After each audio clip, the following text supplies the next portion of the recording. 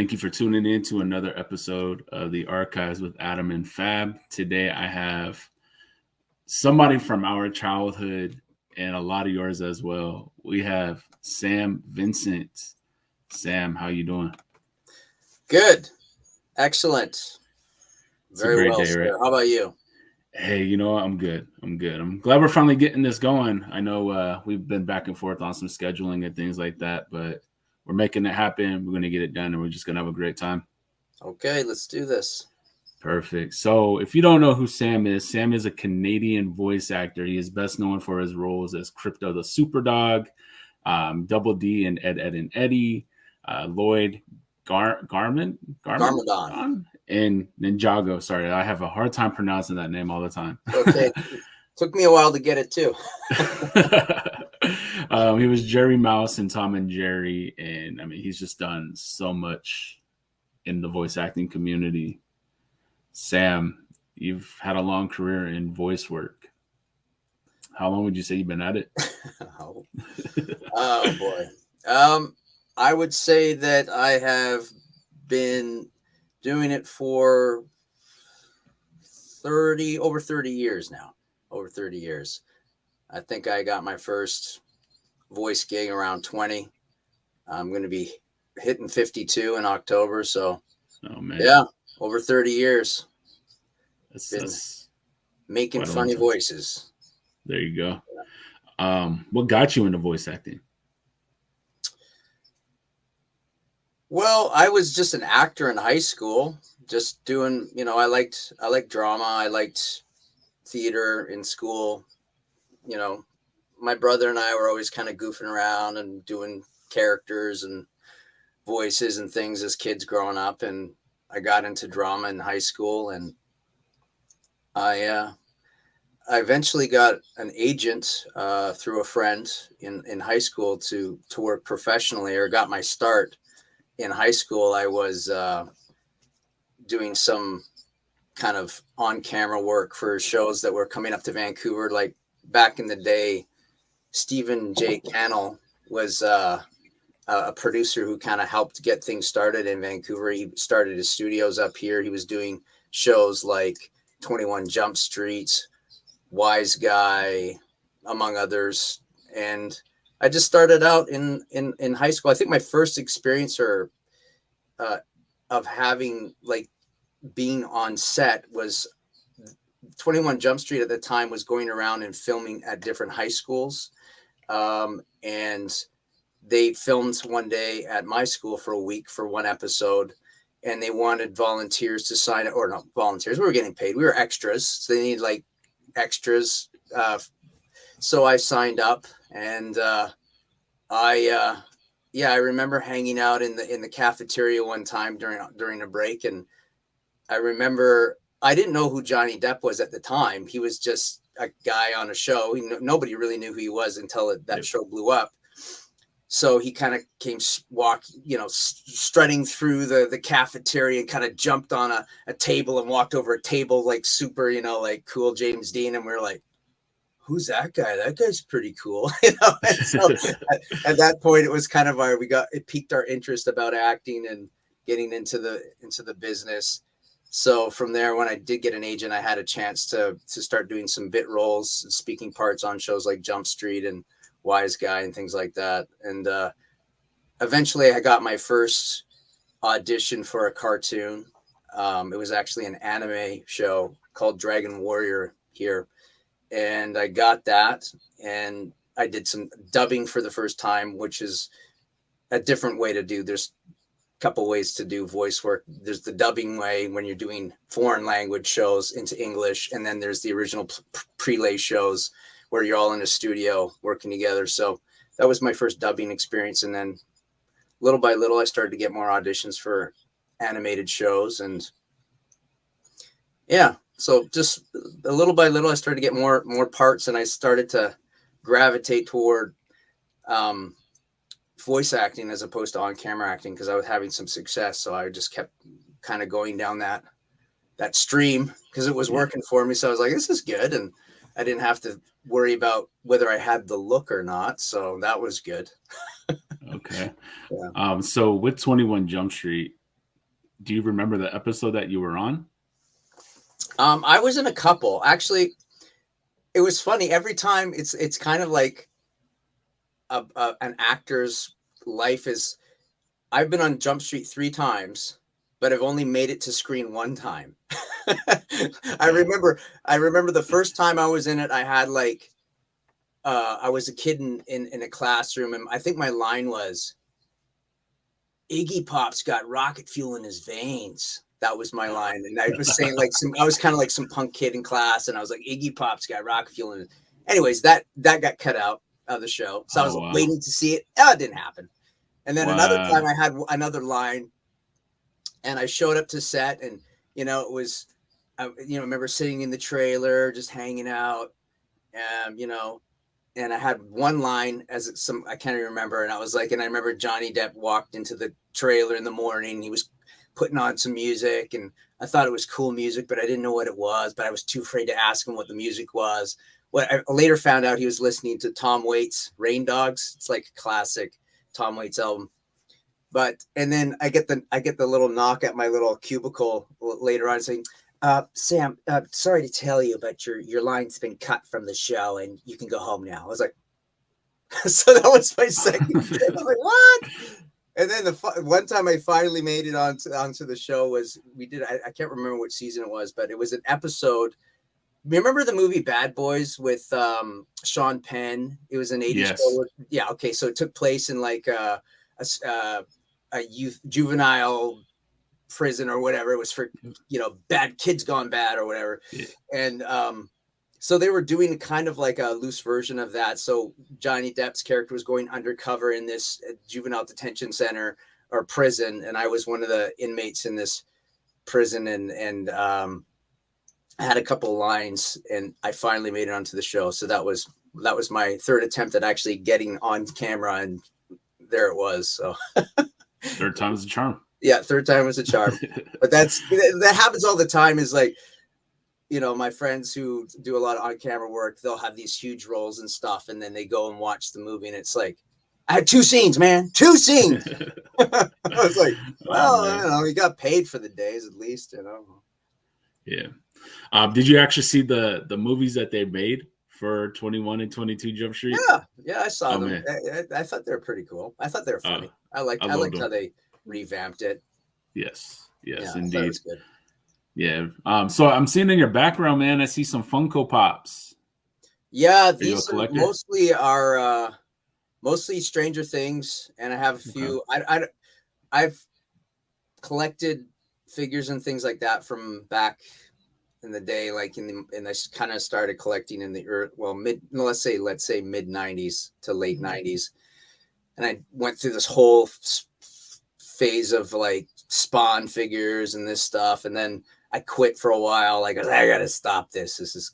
And then I went through another phase where Stranger Things came out, and I really liked the show, and I bought all these pops. But now I'm more into going to thrift stores and collecting like vintage stuff, and finding like little treasures, and sometimes I'll do toy shows and sell them on flip them, for a little bit of money, and it's a nice hobby for me now.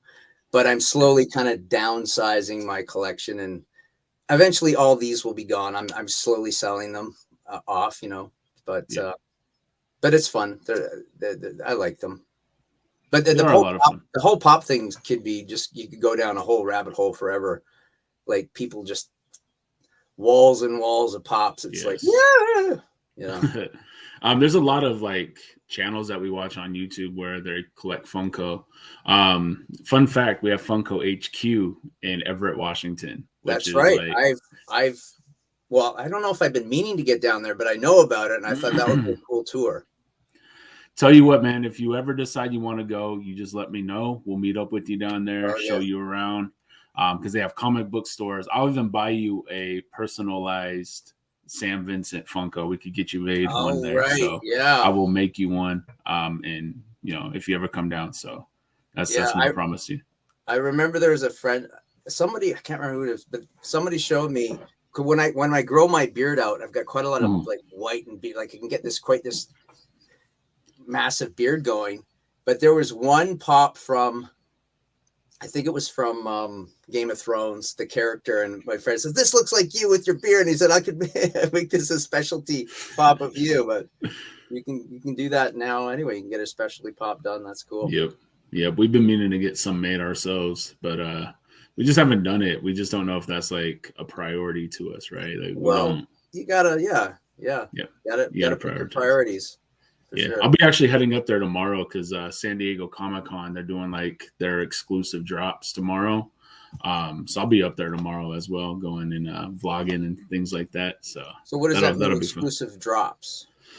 So when you're at the convention, they have a sticker that's on the pops that tell you like, hey, this is like worth a lot of money, right? And then they have like the shared sticker. So they'll be hot when they drop, but like they won't, like sometimes they die out. So being that I'm not going to be in San Diego, I'm just not going to pay to go buy some Funkos. I'll just drive up to HQ and get the shared sticker and have that a part of my collection because there's a couple that we want. Right. Yeah, so that's good. One of the benefits of being near Everett. That's cool. Yes, it's a lot of fun. So if you ever decide you want to come on out, you just let us know. We'll show you around. All right. Sounds good. Perfect. So what I want to do is I just want to name off a couple characters and just see if you could do a line or something from that show if you remember. And if you don't, you can just be like, pass. I don't have a line or anything I could do. Let's do this. All There's no right. time clock. No, pass, go. Pass. No. So the first one would be Sonic from I believe Sonic Underground back in 1999. Oh. Now I have to think of one of the songs that I sang. It was like, oh no. Do you know one of the? I don't. I vaguely remember watching that back in the day. See, that's so lame of me, but that's why I said if it's a pass, you pass. Yeah, okay. It's like it's way back in the encrusted rust part of my brain because I did that so long ago. But I actually bought the first season and the second season on DVD just so I could go and listen to the songs again because I had a lot of fun doing those songs. It was a great thing to be a part of. It also kind of introduced me to the whole art of recording music and songs for cartoons and because that was my first real thing where I had to sing full songs in a show. So that was cool.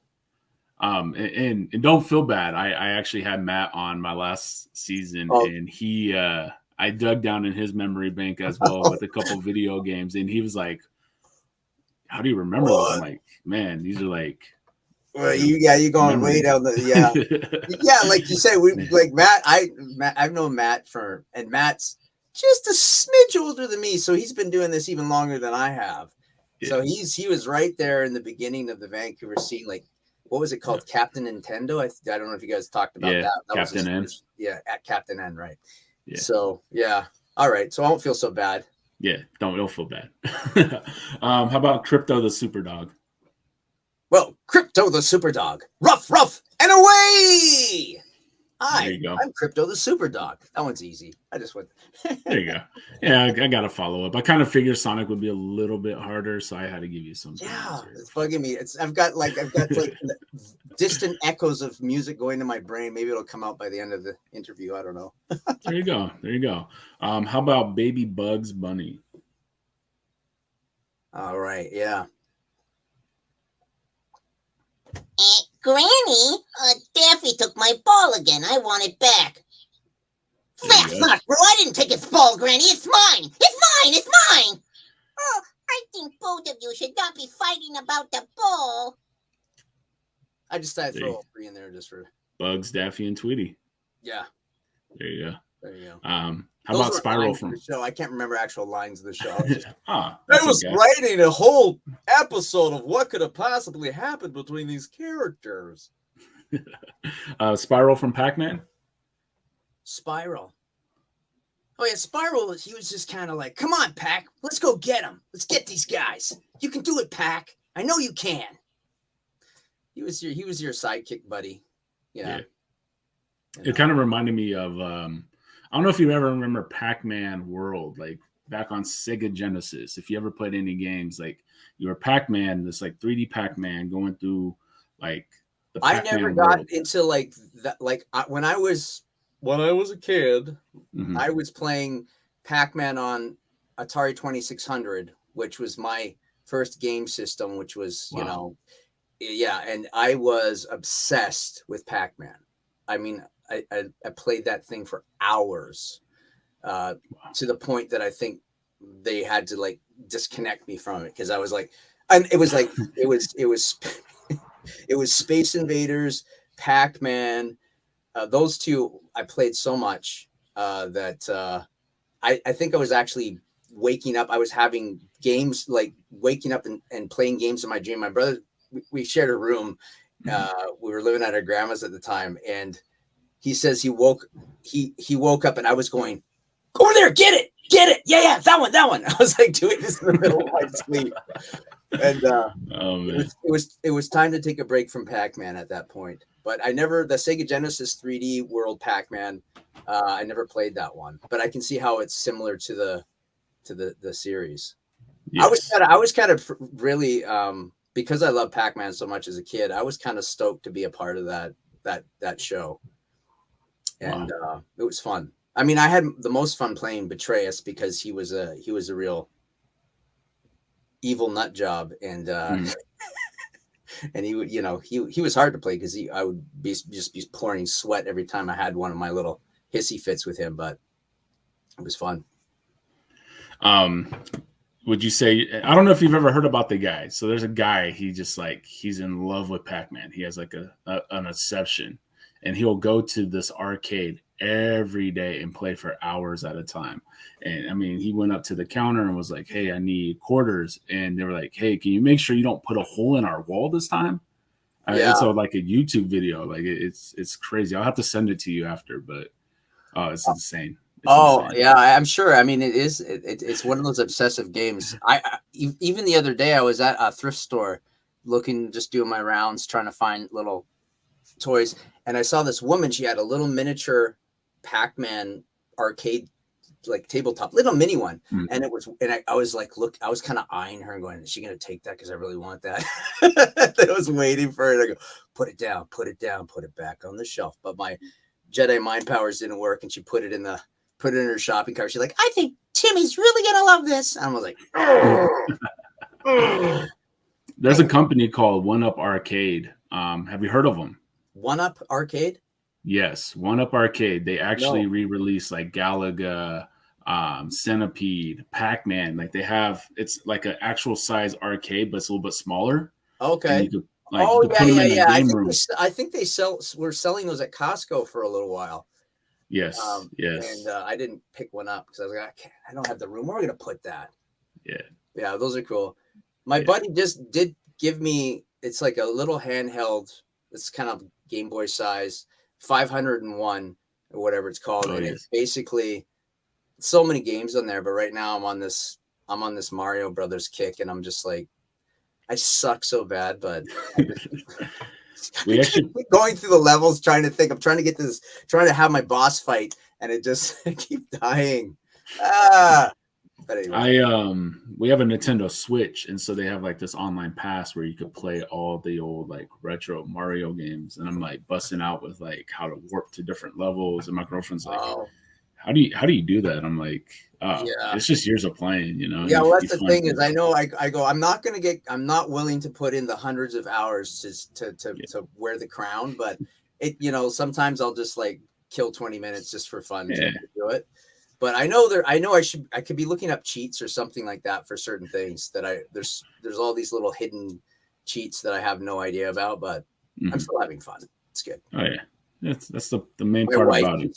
She sings, "You're so funny when you die." Like I'm like, ah, ooh, no. She's like, yeah, that's me with like Madden. I do like a lot of trash talking, or if I start, you know, scoring touchdowns, you know, I will embarrass that person I'm playing against, you know. But there's times where I get embarrassed, and my girlfriend's like, "Why are you yelling so much? Why you getting?"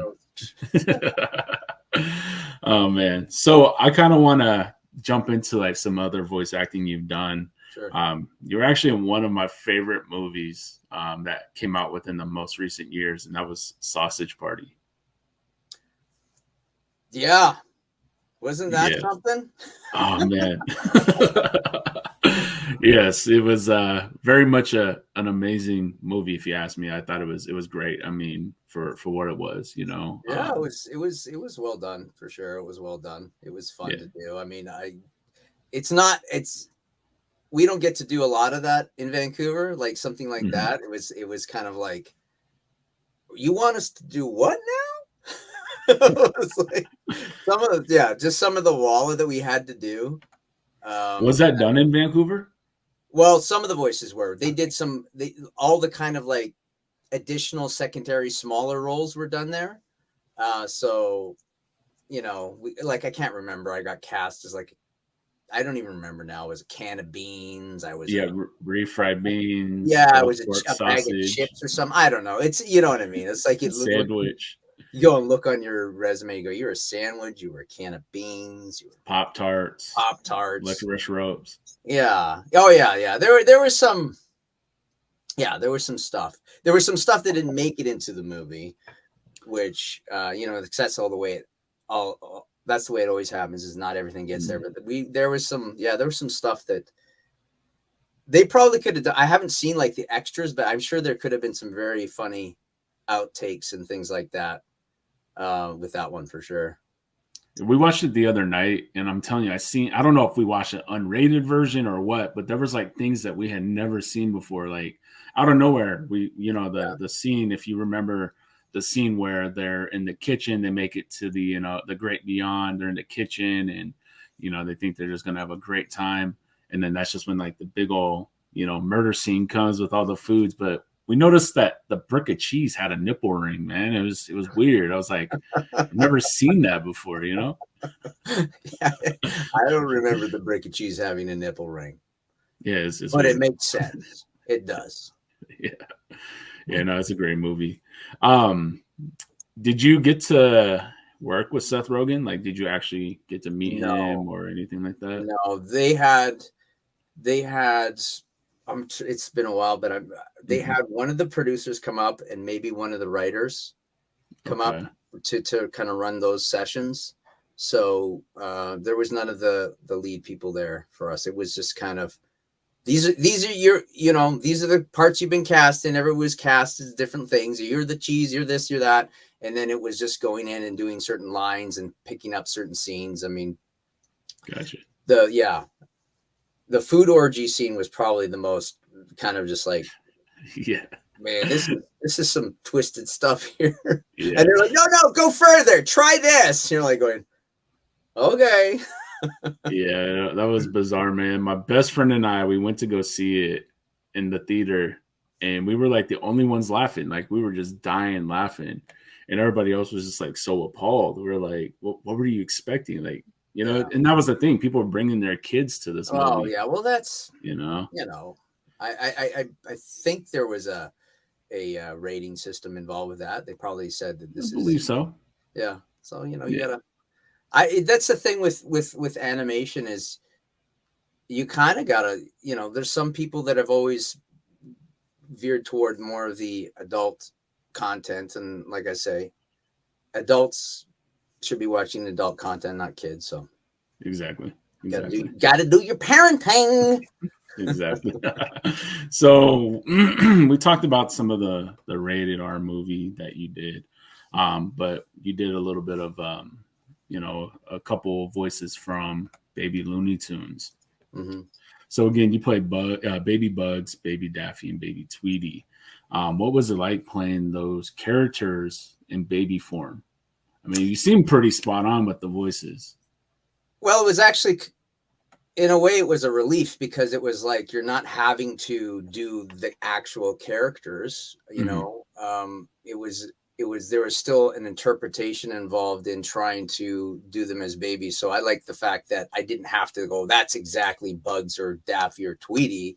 It's just capturing their essence, getting their speech pattern and their personalities. And so that was good. And I enjoyed it. And I feel like that was a very kind of pivotal moment in my own kind of growth as a voice performer and actor, just to be able to take on 3 of those characters and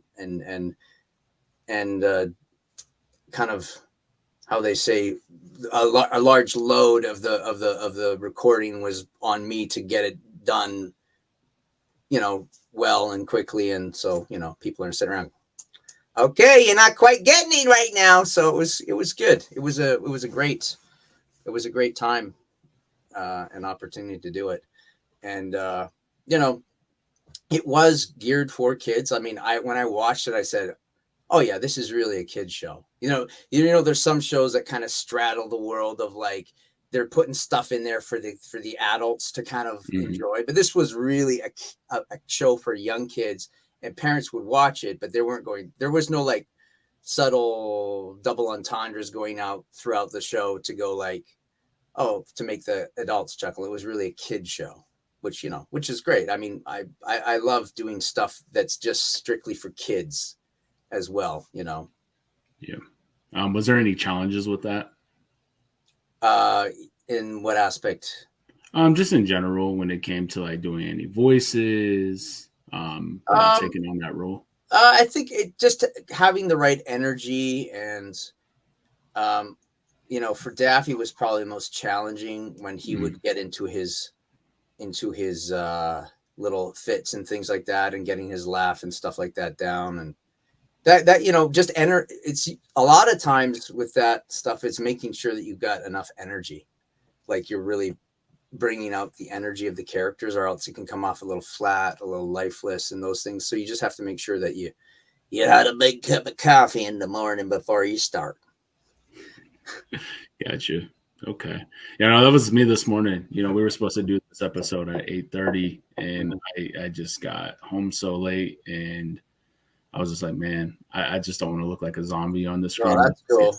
I wasn't sure. The reason I said 8:30 is because for some reason I thought the last interview I did was the interview was he was East Coast. He was New York based. Oh. So I just thought maybe you were East Coast based too. And then I thought, well, that makes it like 11:30 for you, so that's not so bad. That's why I wanted to start it. I'll do it, get it out of the way, and boom. But you're like, really, 8:30, man? Nah. Yeah, no, we're both on the Pacific time, which is great. So yeah, I mean, you played in one of my favorite video games, so I might be digging in your memory bank a little bit more. But remember Dead Rising 2? Oh yeah, that was the crazy mailman. Yeah, Scott Schliff. Yeah, okay, you know his name. Yeah, I remember that guy. Yeah, I do remember that one.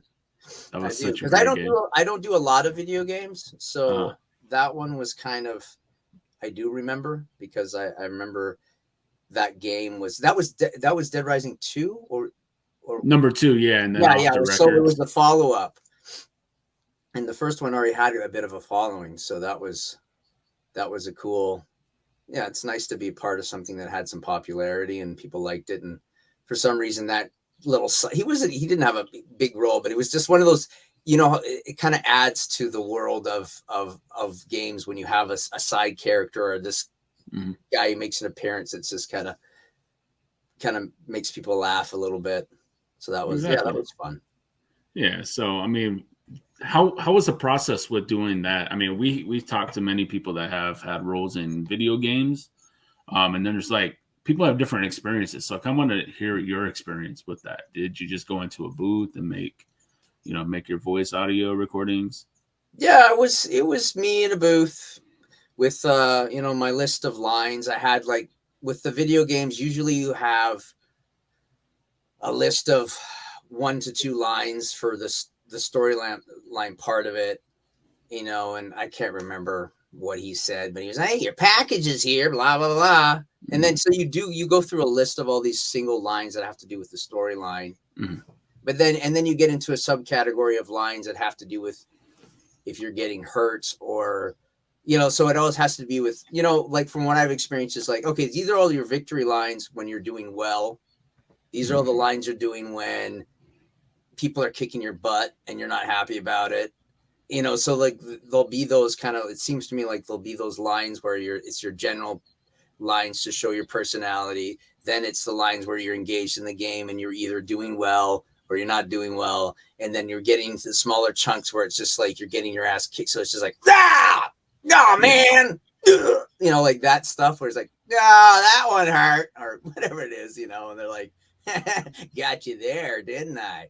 So, you know, and you just go through them and do them a few times. And I mean, I've one of the reasons I've never been like, oh, I really desperately want to do games is because I've seen so many of my friends who have kind of like, where for whatever reason their voices are bigger and heroic, and they just do these, or they'll do big monster dudes and stuff like Warhammer, and I just, after a session, they're just trashed. Their voices are just absolutely trashed. And I was like, is it worth it? I don't know, but that's just me being a wimp, I guess. I was like, because they would, you know, because you're like, you know, if you're doing like, like doing that like 100, 200 times, you're, after a while, you can just get so like blown out. Your voice is done. Can't talk for a week. Well, not right. But, you know, I guess it's for the love. It's for the love of the art. Yes. But so there you go. So you were a ninja in Lego Ninjago, but I don't think many people knew that you were actually a shark henchman in there with Kirby Morrow. The only reason why I know this is because my little brother, he loved Lego Ninjago. For me, I kind of got into it after the fact that my girlfriend got all the Lego video games, so I only know a little bit on that. Oh, okay, but, but I know it's pretty popular. How popular was it when you got into it? I think it's been around for a long time now. It's been around for over, oh gosh, I'll probably get it wrong, but it feels like it's been around for at least 15 years now, maybe. Wow. I told this story on another podcast, but I basically missed out on the initial auditions for Ninjago. I was away on holiday for some reason. I couldn't get my audition in, so I missed out. And then after I think the 9th season, they wanted Lloyd to become an adolescent teenage boy, and with this romantic interest in this other character. So they wanted to just change up the voice, and I got a chance to re-audition for Lloyd, and I got it. And from that point on, Sons of Garmadon, I've been Lloyd in the show. And I think it's one of these things where currently there's a new rendition called Dragons Rising, Ninjago Dragons Rising, which is out now. And they're introducing new characters, but they're keeping the core still in the mix to kind of keep it going, like I think just to older fans, because there's a lot of people that have grown up with the core group. So they're trying to introduce new characters, keep the old fans happy, and make a new show. And it seems to be doing well. So I've kind of, a lot of the kids now, like you say, did you say it was your younger brother?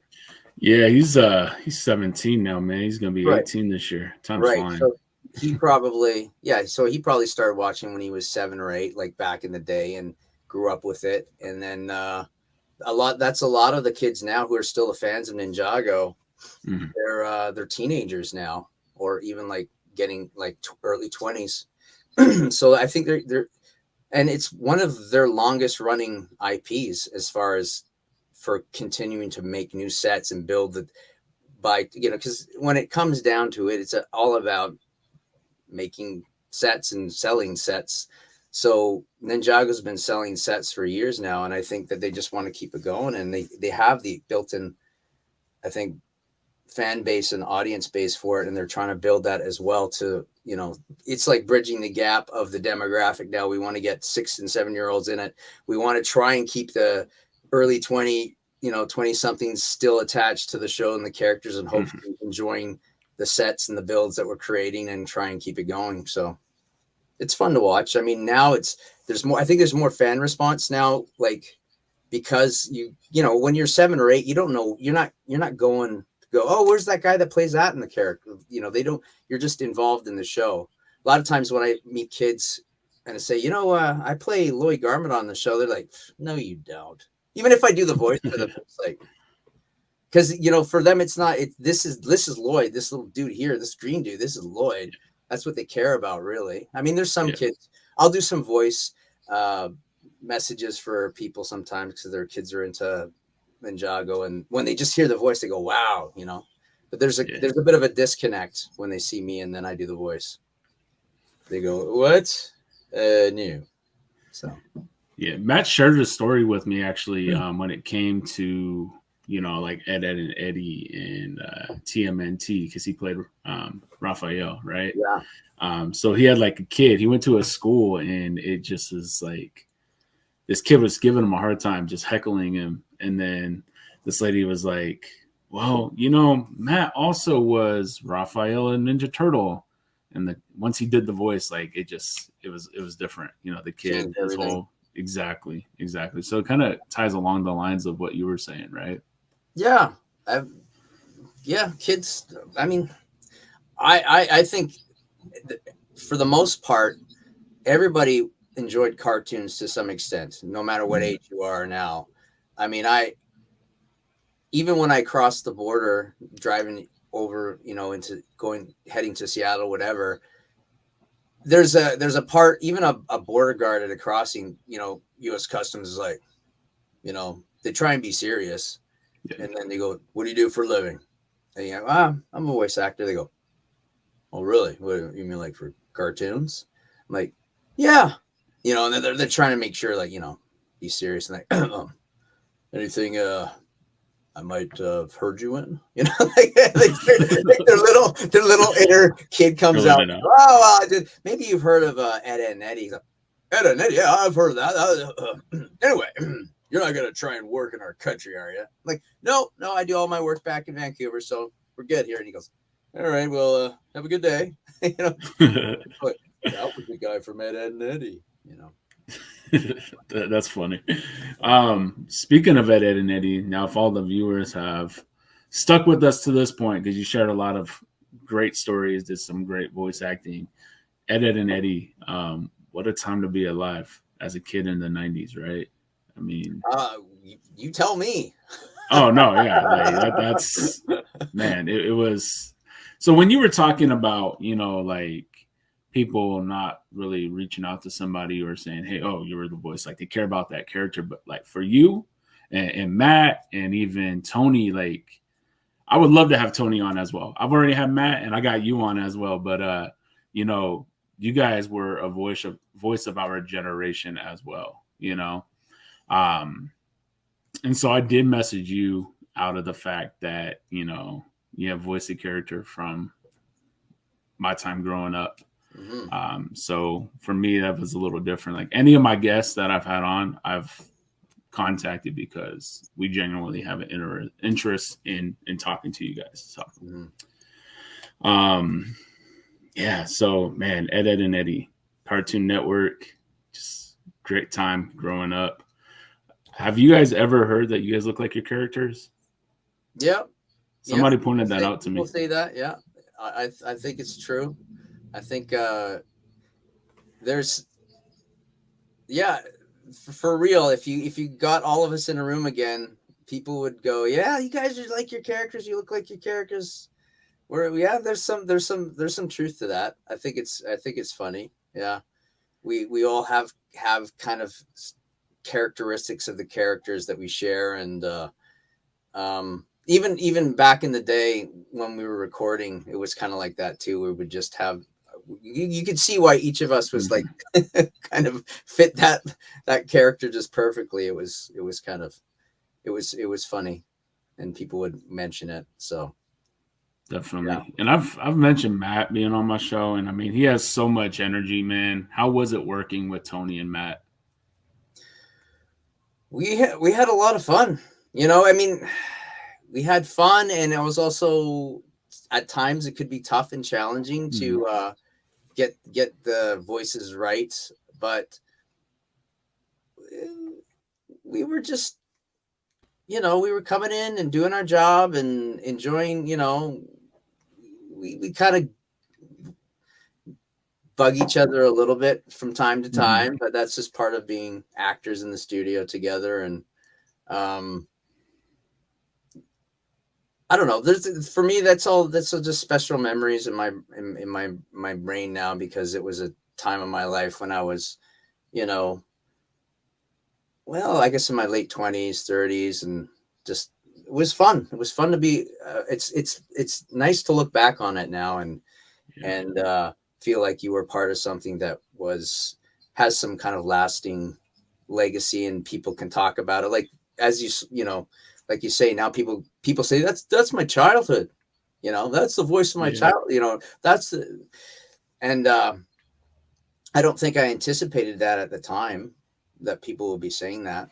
I knew that the show was, I enjoyed the show. I knew it was a quality show, and you kind of look back when people started going to me, that was the golden age of animation. I was like, golden age, like what? I guess, and I think from your perspective, it is the golden age, you know, like the heydays of Cartoon Network, how they kind of revitalized animation with all these cool, you know, original shows. So I kind of embraced that. Go, yeah, okay, yeah, that was the golden age for you guys, and you know, it's nice to be a part of that, for sure. You know, I've heard stories that were, you know, because every generation has their own thing, right? I'm a kid of the kind of like the 70s and 80s, so I have my own stuff that I go, you know, that's my thing that impacted me. So, you know, when I hear people talk about it and how they're sharing it with their kids now, and it's kind of moved on to the next generation, that's awesome. That's very cool. Yeah.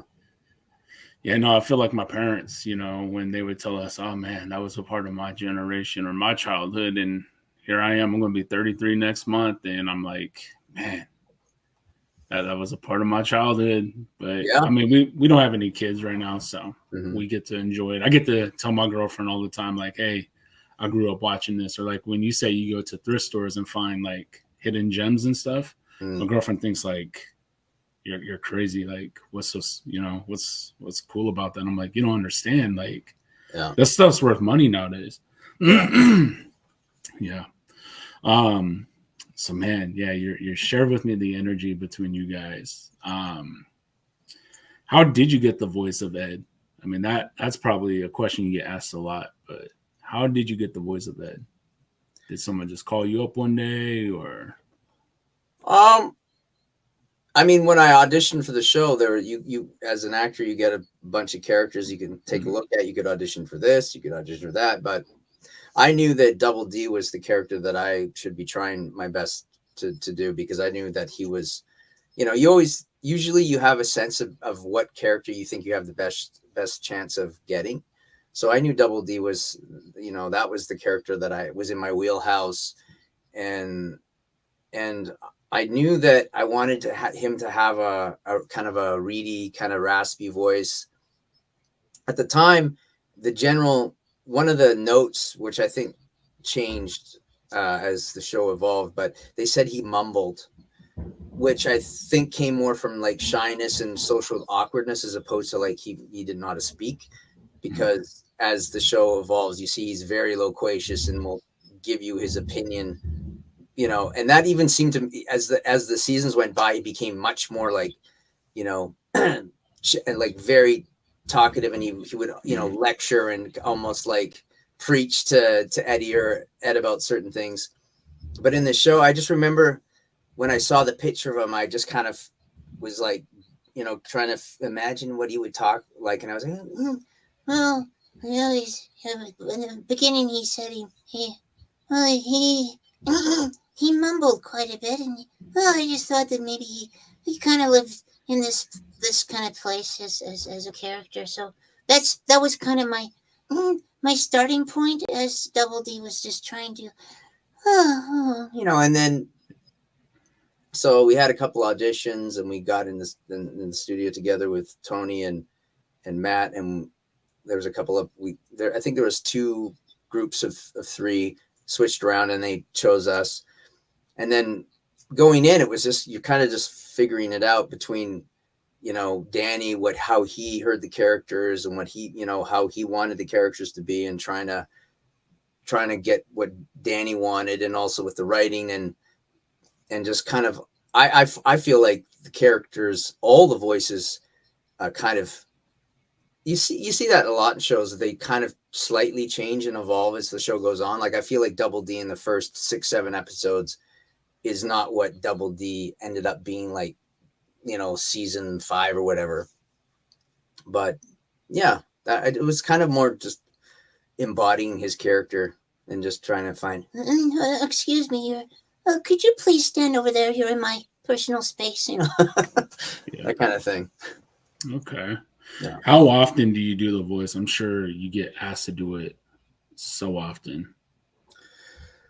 I mean, I don't get it. I honestly, at this point right now, I get asked to do the voice of Lloyd Garment on more often. Okay. Like voice requests or message requests for Lloyd. Yeah, there's people who want Double D. So, I will try and do my best to give them a love. Greetings and salutations, everyone. This is Double D Edward speaking. It's a pleasure to meet you. I was wondering, do you have any place where I could put my ants? They seem to have escaped from my terrarium, and I'm wondering. Oh, never mind. Here they are. Come here, you. What did you? No, anyway. Okay. So yeah, when I was doing conventions, obviously people want to hear Double D say things, so I would do that. And I try and keep him there in my mind.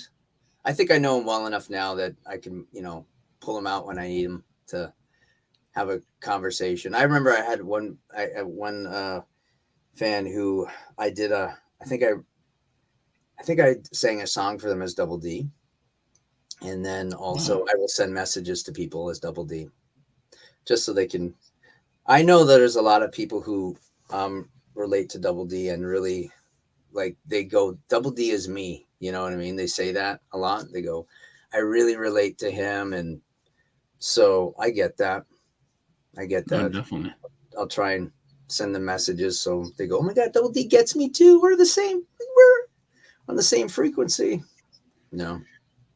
Yeah, no, I mean, there's a lot of shy people out there. I used to be like that, believe it or not. I used to be just closed in, never really said much, just because there's so many people out there that are judgmental and they just don't really care what others think or say, right? Mm-hmm. But yeah, so, I told my buddy Sam, he and I, we talked about this episode, and he just got a kick out of it. Would you mind saying like a little message to Sam, in your Double D voice, whatever you want to say? Oh, hello, Sam. This is Double D Edward speaking.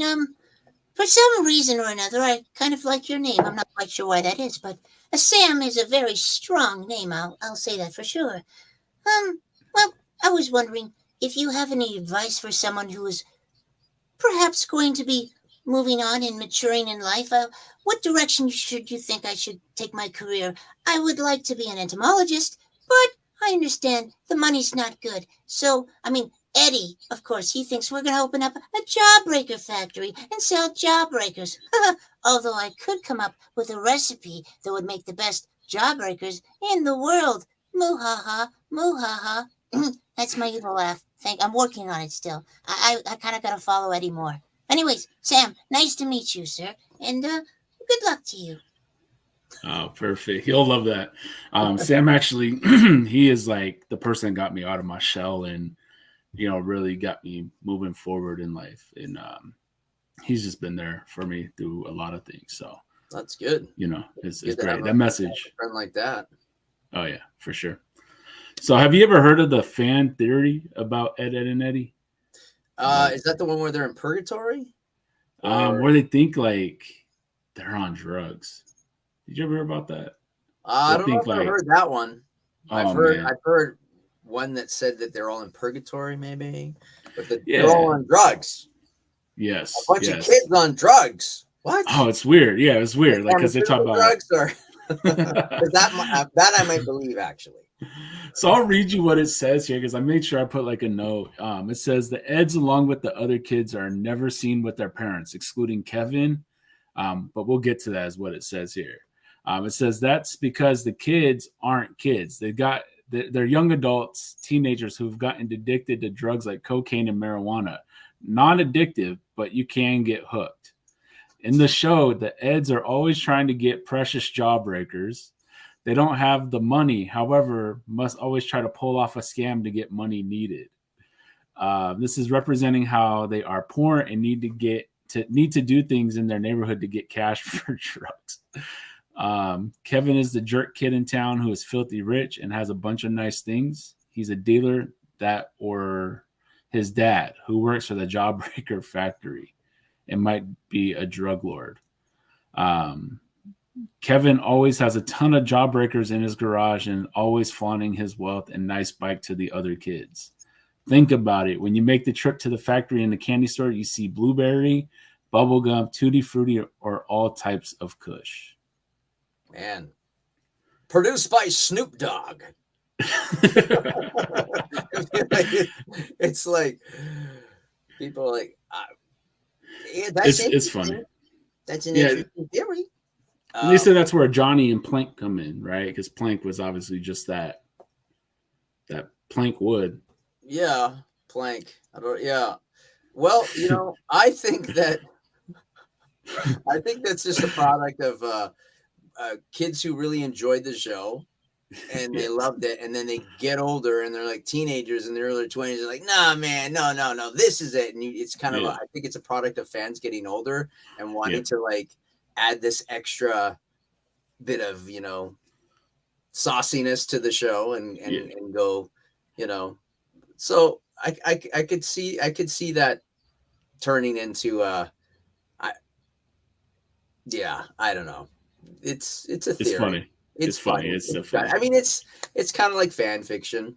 People like to take any show and come up with a theory or, kind of like distort it or twist it into what they're into. So, Exactly. Yep. So we'll wrap up the show here. I know we're getting close to our time. One thing we like to talk about is the what ifs and what could have been. Have you ever auditioned for anything that you may not have gotten? Yeah, there's lots of shows I've auditioned that I haven't gotten. Would you mind sharing? Oh, no. I'll try and think of, honestly, I'm one of those people that's like, if I didn't get it, it doesn't really weigh on my mind that much. Yeah. It's just like, I kind of focus on what I'm doing, not what I didn't do. But for sure. I actually learned that a little while, like back in my career. I was like, because every time I wanted something too bad, I didn't get it. I was like, I thought, yeah, I think maybe there was a couple of things early on that were like Marvel based stuff where I wanted to be this character, that character. I didn't get it. Gotcha. But overall, I'm just happy with the things that I have been able to do. Sure. I don't think there's anything. I mean, it would be better to go like, what if I didn't play Double D? Like that, like going, those are things like, how would have the character sounded or evolved if it wasn't me? And, whoever did it would have brought their own thing to it. And so there's things of what if I didn't do this or that. So there's things that I'm very happy and grateful for that I did do because,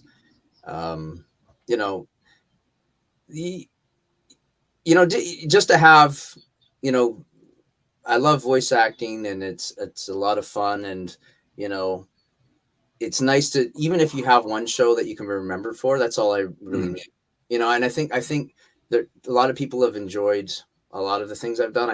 But I do think that Ed and Eddy will be one of those shows that if you go, if you only had one show to say someone did this or someone did that and they go, oh, you were Double D and Ed and Eddy. I think, I still got years ahead of me, but at the same time, I think that show will kind of stand the test of time if you can only be known for one character.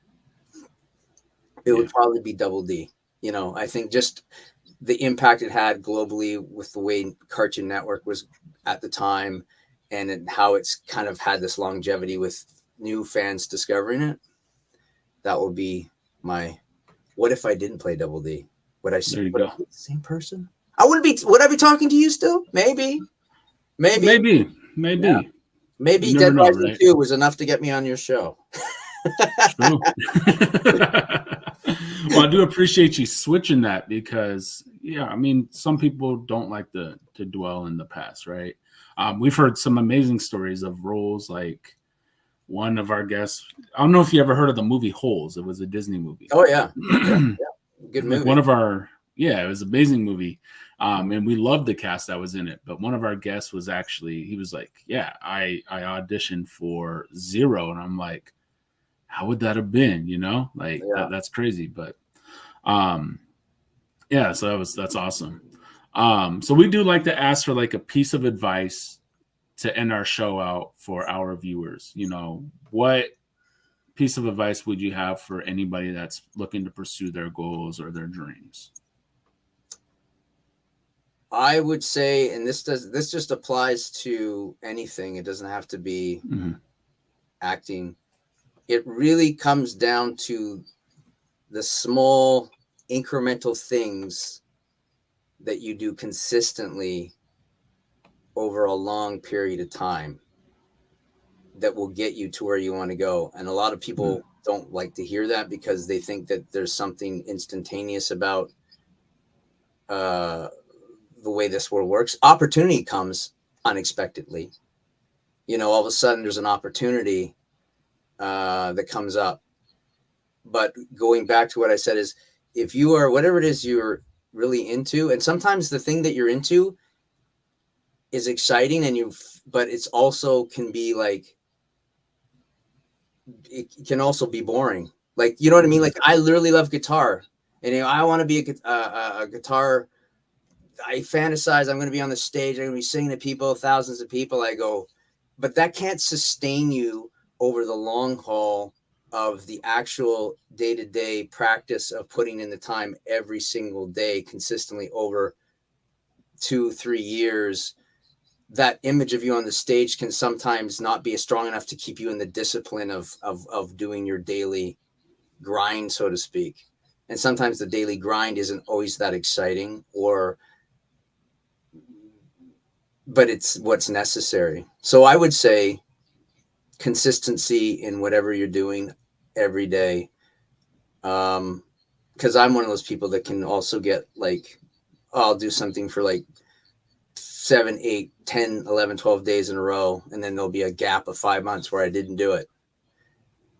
It's not going to get you there. So even if it's whatever it is, 20 minutes a day, half an hour, if you can develop the discipline to be consistent over a long period of time, you have little breaks here and there, but not these massive gaps. Because we can get started on something, and after 8 days we lose steam. And that's not how you're going to get to where you want to go. You have to be consistent over a long period of time. And it's not sexy. It's basically the discipline, and also being able to put out all the distractions, the social media, this, that, to say this in this hour that I'm doing something, there is no checking my email. There is no going on social media. It's just me doing this thing for an hour. And that can be a really hard thing to do nowadays, for real. Yes.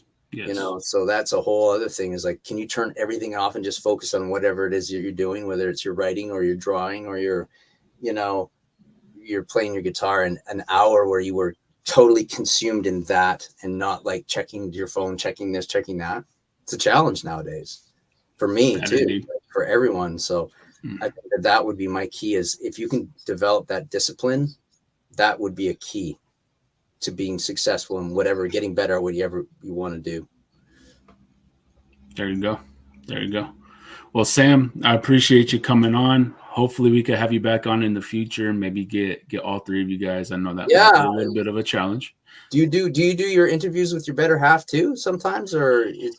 So her schedule, yes, we do them with each other. There are times where she just can't be on, and so I mean, it's called the Archives with Adam and Fab for a reason. But yes, there's times where she just, because she's a nurse, so she works different hours.